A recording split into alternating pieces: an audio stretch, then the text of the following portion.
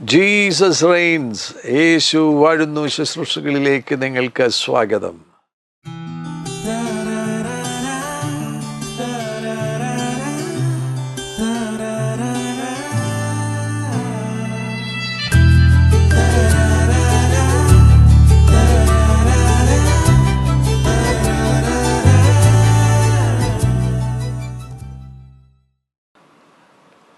നൈജീരിയയിലെ വിശേഷങ്ങൾ.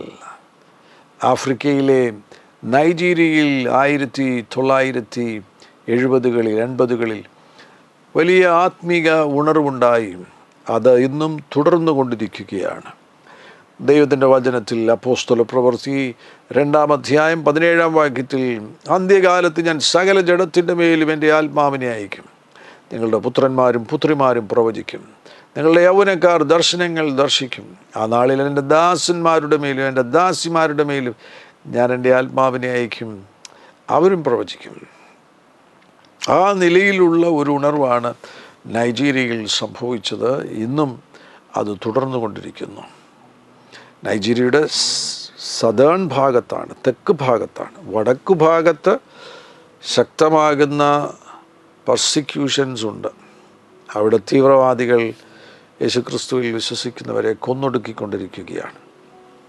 അപ്പോൾ രണ്ട് നിലയിലുള്ള കാര്യങ്ങൾ ഇപ്പോൾ സംഭവിക്കുന്നു. എന്നാൽ ഒരു വലിയ ഉണർവ് നടന്ന രാജ്യമാണ് നൈജീരിയ. നൈജീരിയയുടെ ലേഗോസ് പട്ടണത്തിൽ നിങ്ങൾ ചെല്ലുകയാണെങ്കിൽ അതിൻ്റെ നല്ല ഫലങ്ങൾ കാണുവാൻ കഴിയും. സമൂഹത്തിൽ ഒരുപാട് പ്രശ്നങ്ങൾ ഇന്നുമുണ്ട്. സമൂഹത്തിൽ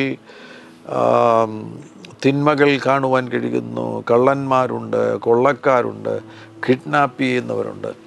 അങ്ങനെയുള്ള കാര്യങ്ങൾ ഒരു ഭാഗത്ത് സമൂഹത്തിൽ നടന്നുകൊണ്ടിരിക്കുമ്പോൾ തന്നെ ദൈവരാജ്യ സംബന്ധമാകുന്ന കാര്യങ്ങൾ, ദൈവസഭയ്ക്കുള്ളിൽ സംഭവിക്കുന്ന കാര്യങ്ങൾ, അത് ശ്രദ്ധിക്കുമ്പോൾ ഇന്നും അവിടെ നടന്നുകൊണ്ടിരിക്കുന്ന പരിശുദ്ധാത്മ ചലനം അത്ഭുതകരമെന്ന് സമ്മതിക്കേണ്ടതായിട്ട് വരും.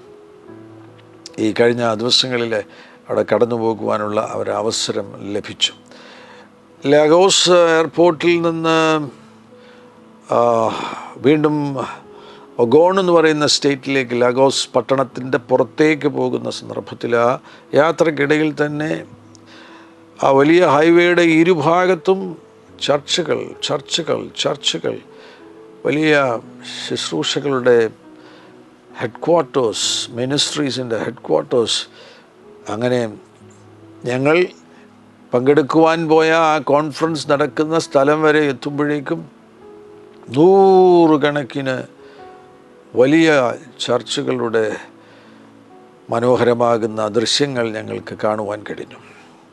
ഞങ്ങളവിടെ എത്തിക്കഴിഞ്ഞപ്പോൾ ഞങ്ങളുടെ കോൺഫറൻസ് നടക്കുന്ന ക്രൈസ്റ്റ് എംബസി എന്ന് പറയുന്നത് ഏകദേശം 3000-ഓളം ഏക്കർ സ്ഥലത്ത് വിശാലമായി കിടക്കുന്ന ഒരു വലിയ സംവിധാനമാണ്. ആ ശുശ്രൂഷകളുടെ ഹെഡ്ക്വാർട്ടേഴ്സാണ്, തലസ്ഥാനമാകുന്നു ആ 3000 ഏക്കർ സ്ഥലത്തുള്ള പ്രധാനപ്പെട്ട ബിൽഡിങ്സും അങ്ങനെയുള്ള ഓഡിറ്റോറിയംസും ഒക്കെ. അവിടെ നിന്ന് കഴിഞ്ഞാൽ അപ്പുറത്ത് റിഡീം ചർച്ച് കാണുവാൻ കഴിയും. റിഡീം ചർച്ച് ഇപ്പോൾ ഒരു പുതിയ ഓഡിറ്റോറിയം പണിതിട്ടുണ്ട്. സൈഡ് വോൾസ് ഇല്ല, ഒരു മുറി പോലെയല്ല പണിതിരിക്കുന്നത്, തുറന്ന ഓഡിറ്റോറിയമാണ്. ജസ്റ്റ് മുകളിൽ മാത്രം ഷീറ്റിട്ട് അങ്ങനെ പണിതിരിക്കുന്ന റിഡീം ചർച്ച് ക്രൈസ്റ്റ് എംബസിയിൽ നിന്നാൽ കാണുവാൻ കഴിയും. ക്രൈസ്റ്റ് എംബസിയുടെ അവിടെ നിന്ന് കുറച്ച് പോവുകയാണെങ്കിൽ മൗണ്ടൻ ഫയർ എന്ന് പറയുന്ന ഒരു വലിയ മിനിസ്ട്രിയുടെ ഹെഡ്ക്വാർട്ടേഴ്സ് കാണുവാൻ കഴിയുന്നു. ഞങ്ങൾക്ക് റിഡീം ചർച്ചിൻ്റെ ആ ഭാഗത്ത് പോകുവാൻ അവസരം ലഭിച്ചു. ഞാനിതിനു മുന്നമേ ഒരു പ്രാവശ്യം പോയപ്പോൾ ആ സന്ദർഭത്തിൽ ഞാൻ റിഡീം ചർച്ചിൻ്റെ ഭാഗത്ത് പോയിരുന്നു. അന്ന് ഞാൻ കണ്ട ആ ഓഡിറ്റോറിയം അതിന് 1.5 കിലോമീറ്ററോളം നീളമുണ്ടായിരുന്നു. അത് തികയാതെ വന്നതിനാൽ ഇപ്പോൾ പുതിയ ഒരു ഓഡിറ്റോറിയം പണിതിരിക്കുകയാണ്. അന്ന് ഇരുന്ന ഓഡിറ്റോറിയം ഇരുന്ന ആ സ്ഥലം എന്ന് പറയുന്നത് ഒരു ചെറിയ സിറ്റി പോലെയാണ്. 30,000 ഏക്കർ സ്ഥലമാണ്. അതിനാൽ ഞങ്ങൾ അവിടെ നിന്ന് കയറിയിട്ട് ഇപ്പോൾ പുതിയ സ്ഥലം വന്നിരിക്കുന്നു. ഈ 30,000 ഏക്കറും കഴിഞ്ഞിട്ട് പുതിയ സ്ഥലം അവർക്ക് ലഭിച്ചിരിക്കുന്നു. അത് ചിലപ്പം ഇതേപോലെ 10,000 കണക്കിന് ഏക്കറുകൾ കണ്ടെന്നിരിക്കാം. ഏതായാലും ഞങ്ങൾ ആ റിഡീം ചർച്ചിൻ്റെ എൻട്രൻസിലേക്ക് കയറിയതിന് ശേഷം വാഹനത്തിൽ യാത്ര ചെയ്യുമ്പോൾ കിലോമീറ്ററുകൾ യാത്ര ചെയ്യേണ്ടതായിട്ട് വന്നു. ഏകദേശം 6-7 കിലോമീറ്റർ യാത്ര ചെയ്തപ്പോഴാണ് ഇപ്പോൾ ഏറ്റവും നവീനമായി പണിതിരിക്കുന്ന, പുതുതായി പണിതിരിക്കുന്ന, നവീനം എന്ന് പറയുമ്പോൾ ഒത്തിരി അഡ്വാൻസ്ഡ് ആയിട്ടുള്ള ഒരു കൺസ്ട്രക്ഷനൊന്നുമല്ല, എന്നാൽ പുതുതായി പണിതിരിക്കുന്ന ആ ബിൽഡിങ്ങിൻ്റെ അരികിൽ ഞങ്ങൾ എത്തിച്ചേർന്നത്. അവിടെ ഇപ്പോഴത്തെ ആ ഓഡിറ്റോറിയത്തിന് ഏകദേശം 2 കിലോമീറ്ററിലധികം നീളമുണ്ട് എന്നാണ് മനസ്സിലാക്കുവാൻ കഴിയുന്നത്. ഞങ്ങളൊരറ്റത്തുനിന്ന് മറ്റേ അറ്റം വരെ നടന്നു, നല്ല സമയമെടുത്തു. അവിടെ ചെന്ന് അങ്ങേയറ്റം വരെ എത്തിയെങ്കിലും പിന്നെയും താഴോട്ട് കിടക്കുകയാണ്. അവിടെ വരെ ഞങ്ങൾ പോയില്ല, വീണ്ടും ഞങ്ങളിങ്ങനെ തിരിച്ച് നടന്നു വരികയുണ്ടായി. അതിൻ്റെ സ്റ്റേജിൽ തന്നെ ഏകദേശം വേണമെങ്കിൽ ഒരു 3000 പേർക്ക് ഇരിക്കാൻ കഴിയുന്ന നിലവാരത്തിലുള്ള ഒരു സ്റ്റേജാണ് പണിതിരിക്കുന്നത്. ഈ സ്ഥലത്ത് ലക്ഷക്കണക്കിന് ആളുകൾ, എണ്ണം പറഞ്ഞു കഴിഞ്ഞാൽ ചിലപ്പോൾ അവിശ്വസനീയമായി പോകും. അവർ പറയുന്നത് ലക്ഷക്കണക്കിന് 1-2 മില്യൺ ആളുകൾ അവിടെ അവരുടെ മന്ത്ലി മീറ്റിങ്ങിന് ഒന്നിച്ചു കൂടുമെന്നാണ് ഞങ്ങൾക്കറിയുവാൻ കഴിഞ്ഞത്. ആ മീറ്റിങ്ങിൽ പങ്കെടുത്ത ദേവദാസന്മാർ, അവരിൽ നിന്നും ഞങ്ങൾക്ക് മനസ്സിലാക്കുവാൻ കഴിഞ്ഞു. ഞങ്ങൾ പോയ സമയത്ത് അവിടെ മീറ്റിങ്സ് ഒന്നും ഉണ്ടായിരുന്നില്ല. എന്നാൽ അവിടെ ചെന്ന് കഴിഞ്ഞപ്പോൾ ചിലരൊക്കെ അവിടെ പ്രാർത്ഥിക്കുന്നുണ്ടായിരുന്നു. ഒരു യൗവനക്കാരൻ ആ ചർച്ചിൽ നിന്ന് ഇങ്ങനെ വളരെ ശക്തമായി പ്രാർത്ഥിച്ചു കൊണ്ടിരുന്നു. ഞാൻ അവൻ്റെ അരികിൽ പോയി ചോദിച്ചു, മോനെ നീ എന്തിനാണ് പ്രാർത്ഥിക്കുന്നത്? അവൻ പറഞ്ഞു, എനിക്ക് 29 വയസ്സായി, എൻ്റെ ജീവിതത്തിൻ്റെ പേർപ്പസ് ആൻഡ് ഭാവി ചുമതലകൾ എന്തൊക്കെയാണ് എന്ന് അറിയുവാൻ വേണ്ടി ഞാൻ കർത്താവിനോട് സംസാരിച്ചു കൊണ്ടിരിക്കുകയാണ്, പ്രാർത്ഥിച്ചു കൊണ്ടിരിക്കുകയാണ്. ഞങ്ങളും ആ യൗവനക്കാരന് വേണ്ടി പ്രാർത്ഥിക്കുകയുണ്ടായി.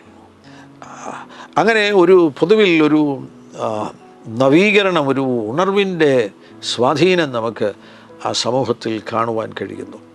റെഡീം ചർച്ചിൻ്റെ ക്യാമ്പസിൻ്റെ ഉള്ളിൽ പോവുകയാണെങ്കിൽ 30,000 ഏക്കറോളമുള്ള ആ ക്യാമ്പസിൽ അവർക്ക് യൂണിവേഴ്സിറ്റിയുണ്ട്, റെഡീം യൂണിവേഴ്സിറ്റിയുണ്ട്, ഹോട്ടൽസ്, വരുന്ന അതിഥികൾക്ക് താമസിക്കുവാനുള്ള ഹോട്ടൽസ് ഉണ്ട്, ആയിരക്കണക്കിന് വാഹനങ്ങൾക്ക് പാർക്ക് ചെയ്യുവാനുള്ള പാർക്കിംഗ് സ്ഥലമുണ്ട്, പിന്നെ അവരുടെ സ്റ്റാഫുകളെല്ലാം താമസിക്കുന്ന ബിൽഡിങ്സ് ഉണ്ട്. അങ്ങനെ തുടങ്ങി ഒരുപാട് കാര്യങ്ങൾ. സ്വന്തമായിട്ട് ഇലക്ട്രിസിറ്റിയിൽ പലപ്പോഴും മാറ്റങ്ങൾ നൈജീരിയയിൽ സംഭവിക്കുന്നതിനാൽ എപ്പോഴും ഇലക്ട്രിസിറ്റി ലഭിക്കുകയില്ല. പവർ കട്ട്സ് സാധാരണമാകുന്നതിനാൽ സ്വന്തമായിട്ട് തന്നെ ആ ക്യാമ്പസിൽ ഇലക്ട്രിസിറ്റി ലഭിക്കുന്ന നിലയിലുള്ള ഇലക്ട്രിസിറ്റി ഉൽപ്പാദനമുണ്ട്. അങ്ങനെ തുടങ്ങി ഒരുപാട് കാര്യങ്ങൾ അവിടെ കാണുവാൻ കഴിഞ്ഞു. പിന്നീട് ഞങ്ങളുടെ മീറ്റിംഗ് തുടങ്ങുന്ന ദിവസം, അന്ന് രാവിലെ സമയമുണ്ടായിരുന്നു. ആ സമയത്ത് ഞങ്ങൾ കർത്താവിനദാസൻ ഒയ്ഡിപ്പോയുടെ ചർച്ചിൽ പോകുകയുണ്ടായി. അവിടെ നിന്ന് ഏകദേശം 2 മണിക്കൂർ യാത്ര ചെയ്തപ്പോൾ മറ്റൊരു സ്ഥലത്ത് എത്തിച്ചേർന്നു. ലേഗോസിൻ്റെ മറ്റൊരു വശമാകുന്നു. അവിടെ ഒയ്ഡിപ്പോയുടെ സ്ഥലത്ത് പോവുകയുണ്ടായി. അവിടെയും ഞങ്ങൾക്ക് കാണുവാൻ കഴിഞ്ഞത് മഹാത്ഭുതകരമാകുന്ന കാര്യമാണ്. കനാൻ ലാൻഡ് എന്നാണ് അവിടേക്ക് കയറുമ്പോൾ തന്നെ എഴുതി വച്ചിരിക്കുന്നത്. Welcome to Canaan land. അതൊരു കനാൻ തന്നെയാണ്. ആയിരക്കണക്കിന് ഏക്കറുകൾ അവിടെ, ഈ പറഞ്ഞതുപോലെ 3000-4000 ഏക്കർ സ്ഥലത്താണ് ആ ചേർച്ചിൻ്റെ ഹെഡ് ക്വാർട്ടേഴ്സ്. അവിടെ 1999 പണിത ഒരു ചർച്ചുണ്ട്. 50,000 പേർക്കിരിക്കാവുന്നൊരു ചർച്ചുണ്ട്. 50,000 പേർക്കിരിക്കാവുന്ന ആ ചർച്ചിൽ ഒരു ദിവസം തന്നെ 4 സർവീസാണ് തോന്നുന്നു, 4 സർവീസുകൾ നടക്കുന്നുണ്ട്. ആ സർവീസ്, അകത്ത് സർവീസ് നടക്കുമ്പോൾ തന്നെ പുറത്തു വരുന്നവർക്ക് ഇരിക്കുവാൻ വേണ്ടി ഓവർഫ്ലോ ഒരുക്കിയിട്ടുണ്ട്. അതിനുശേഷം ഞങ്ങളെ കൊണ്ടുപോയവർ പറഞ്ഞു, അവരുടെ മുഴുവൻ ടൈമിംഗ് ആണ്. ആ ഒന്നാമത്തെ സർവീസ് കഴിയുമ്പോൾ വിതിൻ 10 to 15 മിനിറ്റ്സിനുള്ളിൽ 50,000 പേർ ആ ഓഡിറ്റോറിയത്തിൻ്റെ ഉള്ളിൽ നിന്ന് പുറത്തിറങ്ങുന്നു. ഈ പുറത്തു നിൽക്കുന്നവർ അകത്ത് കയറുന്നു. രണ്ടാമത്തെ സർവീസ് ആരംഭിക്കുകയാണ്.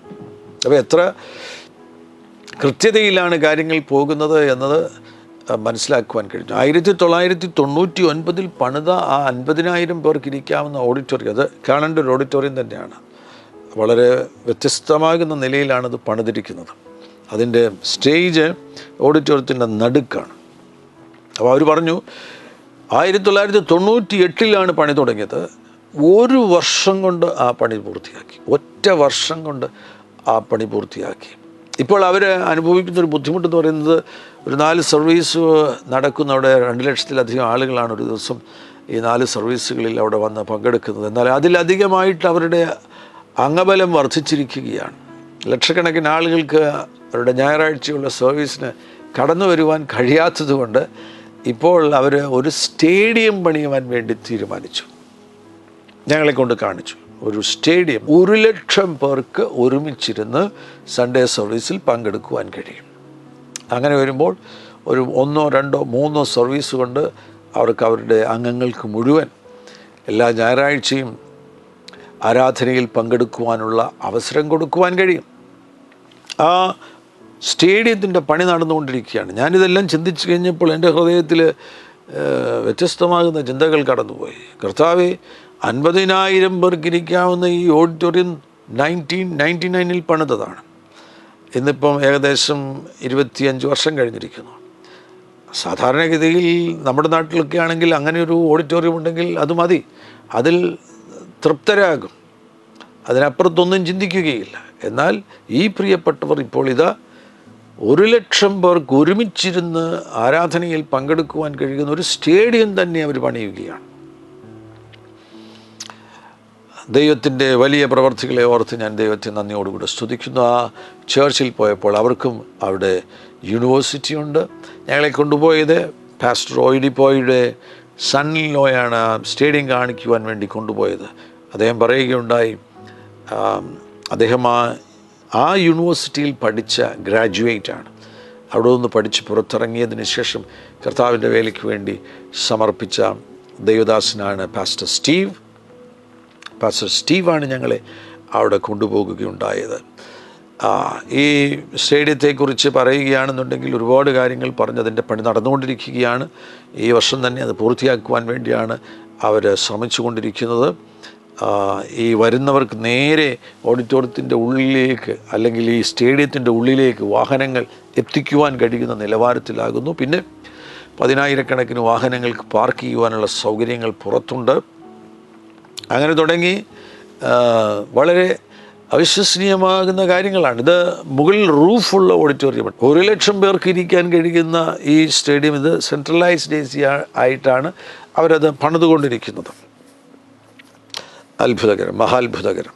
ഞങ്ങൾക്ക് ആ ക്യാമ്പസിൽ പല സ്ഥലങ്ങളിൽ പോകുവാൻ കഴിഞ്ഞു. അവർക്കും ഇതേപോലെ വൈദ്യുതി ഉൽപ്പാദിപ്പിക്കുന്ന സംവിധാനമുണ്ട്, ഗ്യാസ് ഉൽപ്പാദിപ്പിക്കുന്ന സംവിധാനമുണ്ട്. ആ ചേർച്ചിൻ്റേതായിട്ടുള്ളൊരു ബാങ്കിങ് സംവിധാനമുണ്ട്. അത്ഭുതകരം. സ്വന്തം ബാങ്കിങ് സംവിധാനമുള്ള ഒരു ചർച്ച് എന്ന് പറയുമ്പോൾ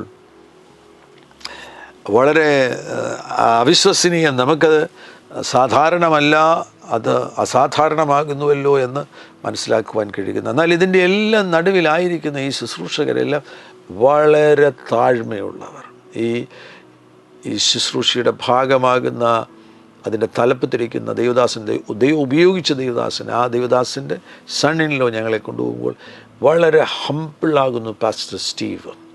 പല ദൈവദാസന്മാരെ ഞങ്ങൾ കണ്ടുമുട്ടി. ഞങ്ങളവിടെ ചെന്ന് കഴിഞ്ഞപ്പോൾ അവരുടെ പ്രഭാത ഡിവോഷൻ നടക്കുന്ന സമയമായിരുന്നു. ആ വരുന്ന ദൈവദാസന്മാരെല്ലാം വളരെ താഴ്മയുള്ളവർ. ഇത്രയും വലിയൊരു ദൈവപ്രവൃത്തിയുടെ നടുവിൽ അവർ ആയിരിക്കുമ്പോൾ അവരുടെ ദർശനത്തിന് മാറ്റം സംഭവിച്ചിട്ടില്ല. അവരിൽ ക്രിസ്തുവിനെ ഞങ്ങൾക്ക് കാണുവാൻ കഴിഞ്ഞു എന്നത് അത്ഭുതകരമാകുന്നു. നൈജീരിയയിൽ ദൈവപ്രവർത്തികൾ നടന്നുകൊണ്ടിരിക്കുകയാണ്.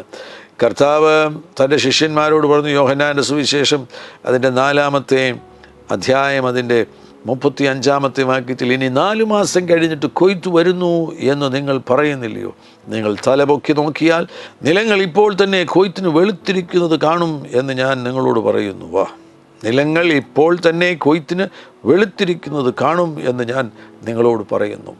നിങ്ങൾ ദൈവരാജ്യത്തിൽ പ്രയോജനപ്പെടണമെന്ന് ആഗ്രഹിക്കുന്നുവെങ്കിൽ നിങ്ങളെ വിളിച്ച ആ കോളിങ്ങിനനുസരിച്ച് നിങ്ങൾക്ക് പോകുവാൻ കഴിയത്തുള്ളൂ. ഇതൊക്കെ ഈ ദേവദാസന്മാരെ വിളിച്ച ആ കോളിങ്ങിനകത്തുള്ള കാര്യങ്ങളാണ്. അവരതിൽ വിശ്വസ്തരായിരുന്നു.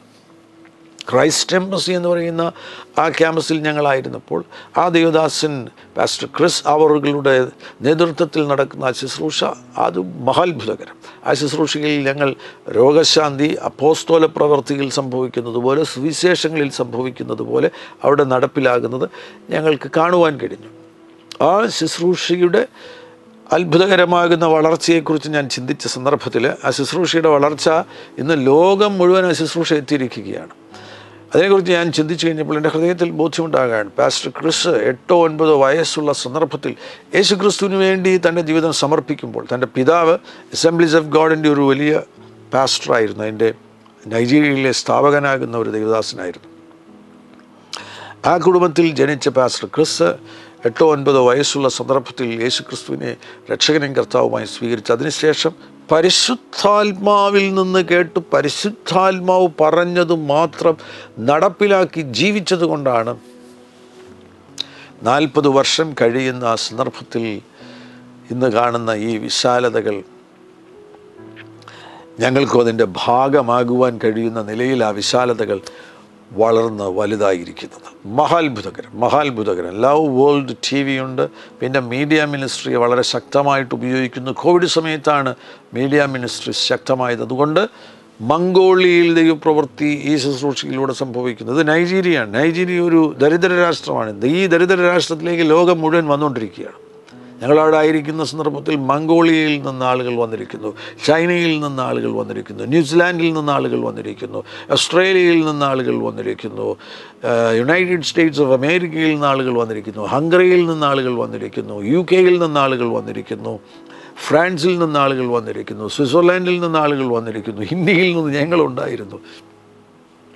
ലോകരാജ്യങ്ങളെ മുഴുവൻ അവിടെ എത്തിക്കുവാൻ തക്കവണ്ണം ദൈവം ആ ദൈവഭൃത്തിനെ ഉപയോഗിക്കുകയാണ്. അർജൻറ്റീനയിൽ നിന്ന് ആളുകളുണ്ടായിരുന്നു, ബ്രസീലിൽ നിന്ന് ആളുകൾ, അങ്ങനെ ലോകത്തിൻ്റെ വിവിധ കോണുകളിൽ നിന്ന് ജനത്തെ നൈജീരിയയിൽ എത്തിക്കുവാൻ തക്കവണ്ണം ക്രൈസ്റ്റ് എംബസിയെ കർത്താവ് ഉപയോഗിക്കുന്നു. അത്ഭുതാവഹമാകുന്ന രോഗസൗഖ്യ സാക്ഷ്യങ്ങളാണ് കേൾക്കുവാൻ കഴിയുന്നത്. ആളുകൾ വന്ന് അവർക്ക് സംഭവിച്ച കാര്യങ്ങൾ പറയുകയാണ്. അപ്പോൾ ഒരു കുഞ്ഞിൻ്റെ ഉയർത്തെഴുന്നേൽപ്പുമായി ബന്ധപ്പെട്ട് ആ മാതാവും ആ ചർച്ചിലെ പാസ്റ്റർ ഈ മാതാവിൻ്റെ സഹോദരനാണ്. ഇത് നൈജീരിയയിൽ സംഭവിച്ചതാണ്. വളരെ അവിശ്വസനീയമായി തോന്നുന്നു ഞാൻ ഇനി പറയാൻ പോകുന്ന കാര്യം. അവിടെ നേതൃത്വത്തിലുള്ളവർ പറയുകയായിരുന്നു, കഴിഞ്ഞ 2 മാസം ജാനുവരി, ഫെബ്രുവരി, മാർച്ച്, ഈ 3 മാസത്തിനുള്ളിൽ ക്രൈസ്റ്റ് എംബസിയുമായി ബന്ധപ്പെട്ട വിവിധ സ്ഥലങ്ങളിൽ നടന്ന ഉയർത്തെഴുന്നേൽപ്പുകൾ, റിസറക്ഷനുകൾ തന്നെ വളരെ കൃത്യമായി തെളിയിക്കപ്പെട്ട നിലയിൽ പ്രൂഫ് ഉൾപ്പെടെ റിപ്പോർട്ടഡായിട്ടുള്ള ഉയർത്തെഴുന്നേൽപ്പുകൾ മാത്രം 50-ലധികമുണ്ട് ഇപ്പോൾ ഈ 3 മാസത്തിനുള്ളിൽ. അങ്ങനെയുള്ള ഒരു 2-3 ഉയർത്തെഴുന്നേൽപ്പുകളുടെ സാക്ഷ്യങ്ങൾ, 2 പേരുടെ ലൈവ് സാക്ഷ്യങ്ങൾ അവരവിടെ വന്നു, അവരിൽ നിന്ന് കേൾക്കുവാൻ കഴിഞ്ഞു. ഇപ്പോൾ ഒരു പിഞ്ചു കുഞ്ഞിന് 2 വയസ്സോ 3 വയസ്സോ ഉള്ള ഒരു കുഞ്ഞിൻ്റെ ഉയർത്തെഴുന്നേൽപ്പ് നൈജീരിയയിൽ സംഭവിച്ചതാണ്. മാതാവ് ആ കുഞ്ഞ് രോഗിയായി തീർന്ന സന്ദർഭത്തിൽ തൻ്റെ സഹോദരനാണ് ചർച്ചിലെ പാസ്റ്റർ. സൺഡേയിൽ അവർ ഒരുമിച്ച് ഹോസ്പിറ്റലിലേക്ക് കൊണ്ടുപോയി. പൈസ കൊടുക്കാനില്ലായിരുന്നു. അവർ കടം പറയാം, ഒരു ചെറിയ നഴ്സിംഗ് ഹോമിലാണ് കൊണ്ടുചെന്നു. എന്നാൽ ആ കുട്ടിയെ ആ രാത്രിയിൽ മരിക്കുകയുണ്ടായി. അപ്പോൾ നഴ്സിംഗ് ഹോമുകാർ പറഞ്ഞു, എത്രയും പെട്ടെന്ന് ഈ കുഞ്ഞിനെ ഇവിടുന്ന് കൊണ്ടുപോയിക്കോ. അങ്ങനെ ഇവർ ഈ കുഞ്ഞിനെ എടുത്തുകൊണ്ട് മടങ്ങി വരികയാണ്. അപ്പോൾ ഈ കുഞ്ഞിൻ്റെ പിതാവ് അവിടെ ഇല്ല. ആ പിതാവ് മറ്റെവിടെയോ പോയിരിക്കുകയാണ്. അപ്പോൾ സഹോദരൻ പാസ്റ്ററാണ്. പാസ്റ്റർ പറഞ്ഞെന്നാൽ ചർച്ചിൽ നമുക്ക് പോയി പ്രാർത്ഥിക്കാം, ഒരു ഉയർത്തെഴുന്നേൽപ്പ് നടക്കാൻ പോകുന്നു. ആ ചർച്ചിൽ ചെന്നതിന് ശേഷം പാസ്റ്റർ ക്രിസ് അവറുകൾ പുറത്തിറക്കുന്ന ഹീലിംഗ് സ്ട്രീംസിൻ്റെ ഒരു മാഗസിനുണ്ട്. മറ്റൊന്നും അവിടെ ഉണ്ടായിരുന്നില്ല. ഹീലിംഗ് സ്ട്രീംസിൻ്റെ മാഗസിൻ നിലത്ത് വിരിച്ചിട്ട് അവിടെ ഈ കുഞ്ഞിനെ കിടത്തി. ഈ നൈജീരിയയിൽ ഉൾഭാഗങ്ങളിൽ പോവുകയാണെങ്കിൽ അവിടുത്തെ ദാരിദ്ര്യം എന്ന് പറഞ്ഞു കഴിഞ്ഞാൽ കടുകട്ടി ദാരിദ്ര്യമാണ്. അപ്പോൾ ഈ ചർച്ചിലെ ഈ പാസ്റ്ററുടെ കയ്യിലോ ഈ സഹോദരിയുടെ കയ്യിലോ ഹോസ്പിറ്റലിൽ കൊടുക്കാൻ പോലും പൈസ ഉണ്ടായിരുന്നില്ല. ആ നഴ്സിംഗ് ഹോമിൽ കൊടുക്കാൻ പൈസ ഉണ്ടായിരുന്നില്ല. അവർ ഈ ഹീലിംഗ് സ്ട്രീമിൻ്റെ മാഗസിനിൽ ഈ കുട്ടിയെ കിടത്തിയിട്ട് പ്രാർത്ഥിക്കാൻ തുടങ്ങി. രാത്രി 10 മണിക്കെങ്ങാണ്ടാണ് പ്രാർത്ഥിക്കാൻ തുടങ്ങിയത്. പിറ്റേ ദിവസം 12:30-1 മണി ആയപ്പോഴാണ് ഈ കുഞ്ഞ് ഉയർത്തെഴുന്നേൽക്കുന്നത്. അപ്പോൾ ഈ സാക്ഷ്യത്തെ കുറിച്ച് പരാമർശിച്ച സന്ദർഭത്തിൽ അതിന് നേതൃത്വം കൊടുക്കുന്ന ദേവദാസൻ കമൻറ്റ് പറഞ്ഞപ്പോൾ പറഞ്ഞു, ഈ കുട്ടിക്ക് വേണ്ടി ഉയർത്തെഴുന്നേൽപ്പിന് വേണ്ടി പ്രാർത്ഥിക്കുമ്പോൾ 3 മണിക്കൂർ കഴിഞ്ഞു, അല്ലെ 5 മണിക്കൂർ കഴിഞ്ഞ്, അല്ലെ 10 മണിക്കൂർ കഴിഞ്ഞ് അവർ അത് വേണ്ടെന്ന് വെച്ചിരുന്നുവെങ്കിൽ നടക്കില്ലായിരുന്നു. ഏതാണ്ട് 14 മണിക്കൂർ 15 മണിക്കൂർ കഴിഞ്ഞിട്ടാണ് ഈ കുഞ്ഞ് ഉയർത്തെഴുന്നേൽക്കുന്നത്. അത്ഭുതകരം, അതിശയകരമാകുന്ന ദൈവപ്രവൃത്തികൾ ആ ദേശത്ത് സംഭവിച്ചു കൊണ്ടിരിക്കുകയാണ്. വിശ്വസിക്കുകയാണെങ്കിൽ ഇത് ലോകരാജ്യങ്ങളിൽ സംഭവിക്കണം, നമ്മുടെ നാട്ടിൽ സംഭവിക്കും, നമ്മുടെ രാജ്യത്ത് ഇത് സംഭവിക്കുന്നു വിശ്വസിക്കണം. അത് ഒരു ഓപ്പൺ ഹെവനാണ്. നൈജീരിയയിൽ ഇപ്പോൾ അനുഭവിക്കുവാൻ കഴിയുന്നത് ഒരു ഓപ്പൺ ഹെവനാണ്. നൈജീരിയയിൽ അനുഭവിക്കുവാൻ കഴിയുന്നത് തുറന്ന സ്വർഗമാണ്. തുറന്ന സ്വർഗമാകുന്നത് കൊണ്ടാണ് ഞാനിപ്പോൾ പറഞ്ഞ ദേവദാസന്മാരെ തന്നെ ശ്രദ്ധിക്കുക. ഈനോക്ക് അഡിബോയ്, പാസ്റ്റർ ക്രിസ് അവറുകൾ, pastor Oyedepo, Paul Enenche, Johnson, pastor apostle Johnson Suleman, apostle Joshua Selman, ഇങ്ങനെ തുടങ്ങി എണ്ണിയാൽ തീരത്തില്ല. 100 കണക്കിന് ലോകവ്യാപകമായി ഉപയോഗിക്കപ്പെടുന്ന ദൈവദാസന്മാർ ആ രാജ്യത്തു നിന്ന് എഴുന്നേറ്റിരിക്കുകയാണ്.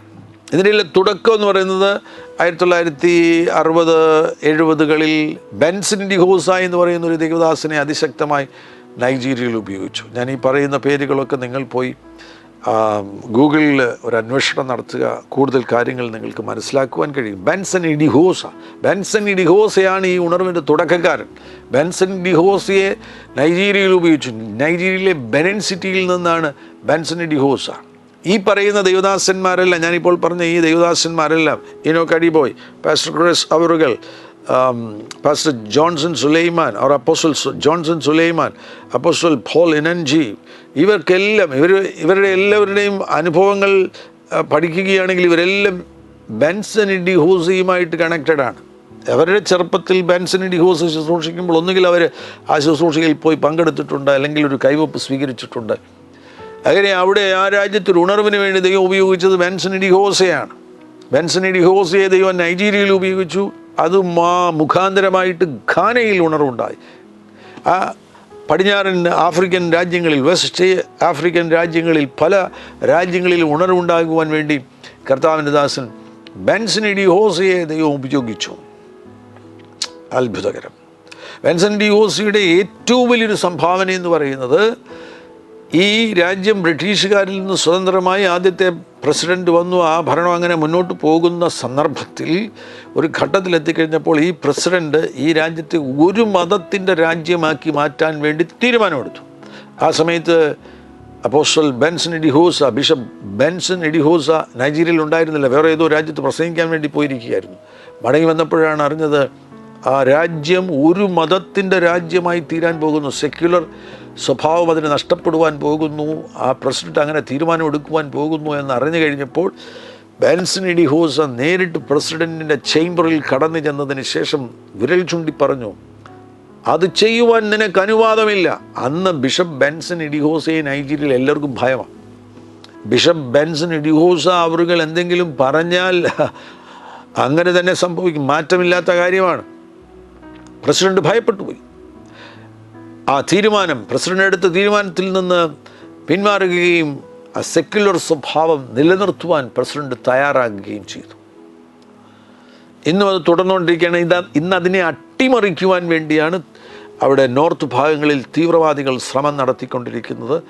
ഇതിനെ വീണ്ടും ഒരു മതത്തിൻ്റെ കീഴിൽ കൊണ്ടുവരുവാൻ വേണ്ടിയുള്ള ഒരു ശ്രമത്തിൻ്റെ ഭാഗമായിട്ട് ചില കാര്യങ്ങൾ ഇന്ന് നൈജീരിയയുടെ നോർത്ത് ഭാഗങ്ങളിൽ സംഭവിക്കുന്നുണ്ട്.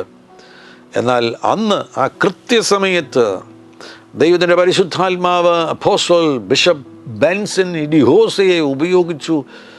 അത് മുഖാന്തരമായി ഉണർവ് തുടർന്നു.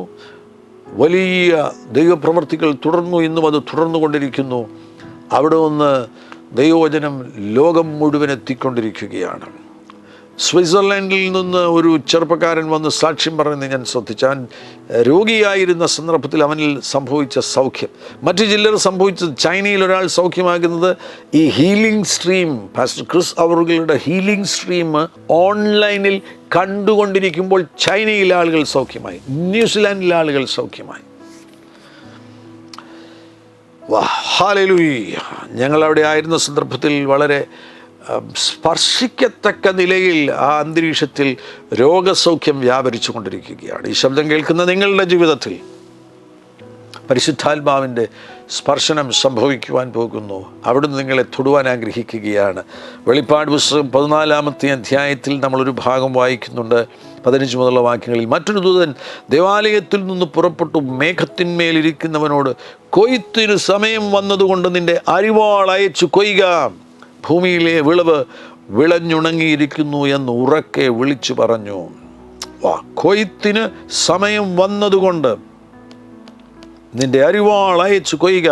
ഈ ഭാഗത്തിൻ്റെ പശ്ചാത്തലം അതിനെക്കുറിച്ച് ഞാൻ കൂടുതൽ വിശദീകരിക്കുന്നില്ല. എന്നാൽ കൃത്യമായിട്ട് ഈ ഭാഗങ്ങളെല്ലാം ചേർത്ത് വെച്ച് പഠിക്കുമ്പോൾ കർത്താവാകുന്ന യേശു ക്രിസ്തുവിൻ്റെ മടങ്ങിവരവ് സംഭവിക്കുന്നതിന് മുന്നമേ ഒരു വലിയ ആത്മീക കൊയ്ത്ത് നടക്കാൻ പോകുകയാണ്. ഞാൻ നൈജീരിയയിലെ വിശേഷങ്ങൾ പറഞ്ഞു. എന്തിനു വേണ്ടിയാണ്? ഇത് കേൾക്കുന്ന നിങ്ങൾ വിശ്വസിക്കണം, അന്വേഷണം നടത്തണം, മനസ്സിലാക്കണം. അതേ പ്രവൃത്തികൾ തന്നെ നമ്മുടെ നടുവിൽ, നമ്മളായിരിക്കുന്ന സ്ഥലത്ത്, വില്ലേജിൽ, നമ്മളായിരിക്കുന്ന പട്ടണത്തിൽ, നമ്മളായിരിക്കുന്ന സംസ്ഥാനത്ത്, നമ്മളായിരിക്കുന്ന രാജ്യത്ത് കർത്താവാകുന്ന യേശു ചെയ്യുവാൻ ആഗ്രഹിക്കുകയാണ്. കൊയ്ത്തിന് സമയം വന്നതുകൊണ്ട് നിന്റെ അരിവാളയച്ചു കൊയ്യാം. പ്രാർത്ഥിക്കാം. പരിശുദ്ധ പിതാവേ, യേശുവിൻ നാമത്തിൽ അങ്ങയുടെ ജനത്തിനു വേണ്ടി പ്രാർത്ഥിക്കുന്നു. കർത്താവാകുന്ന യേശുവിൻ നാമത്തിൽ ഞാൻ ഈ ജനത്തെ അനുഗ്രഹിക്കുകയാണ്. ഈ ശബ്ദം കേൾക്കുന്ന അങ്ങയുടെ അഭിഷക്തന്മാർ, അന്ത്യകാല കൊയ്ത്തിനു വേണ്ടി ഒരുക്കപ്പെടുന്നവർ, പ്രിയപ്പെട്ടവരെ അങ്ങ് സ്പർശിക്കണമേ. അതിശയകരമാകുന്ന ദൈവപ്രവൃത്തികൾ അവരിലൂടെ പുറപ്പെടണമേ എന്ന് പ്രാർത്ഥിക്കുന്നു. യേശുവിൻ നാമത്തിൽ അങ്ങയുടെ ജനത്തെ അനുഗ്രഹിക്കുന്നു. ഈ ശബ്ദം കേൾക്കുന്ന ആരെങ്കിലും ശാരീരിക രോഗം അനുഭവിക്കുന്നവരുണ്ടെങ്കിൽ ഇപ്പോൾ യേശുവിൻ നാമത്തിൽ അവർ സൗഖ്യമാകട്ടെ. യേശു ഇന്നും രോഗികളെ സൗഖ്യമാക്കുന്നു. യേശു ഇന്നും മരിച്ചവരെ ഉയർത്തെഴുന്നേൽപ്പിക്കുന്നു. യേശു ഇന്നും ഭൂതങ്ങളെ പുറത്താക്കുന്നു. ഈ സമയത്ത് തന്നെ രോഗബാധകൾ ശരീരങ്ങളെ വിട്ടു പുറത്തു പോകട്ടെ.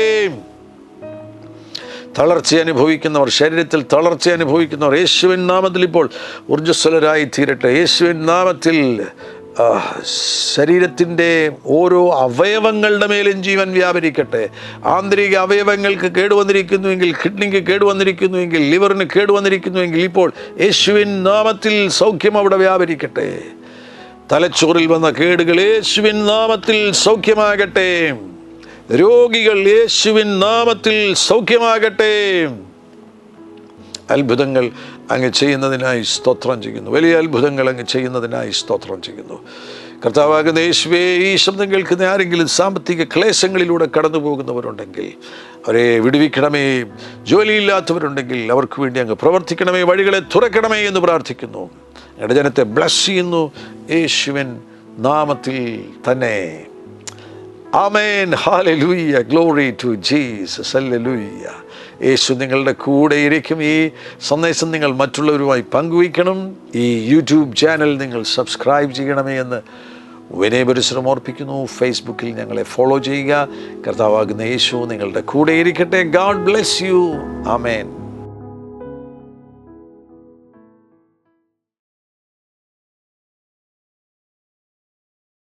എല്ലാ പ്രഭാതത്തിലും 3 മിനിറ്റ് നീണ്ടു നിൽക്കുന്ന ഒരു ചെറിയ സന്ദേശം വാട്സപ്പിൽ അയക്കുന്നുണ്ട്.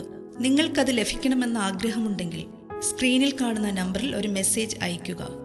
ഞങ്ങളുടെ ഓൺലൈൻ റേഡിയോ ആയ ജീസസ് റെയിൻസ് റേഡിയോയുടെ ആപ്പ് ഇതുവരെയും ഡൗൺലോഡ് ചെയ്തിട്ടില്ല എങ്കിൽ പ്ലേ സ്റ്റോറിലും ആപ്പ് സ്റ്റോറിലും ലഭ്യമാണ്.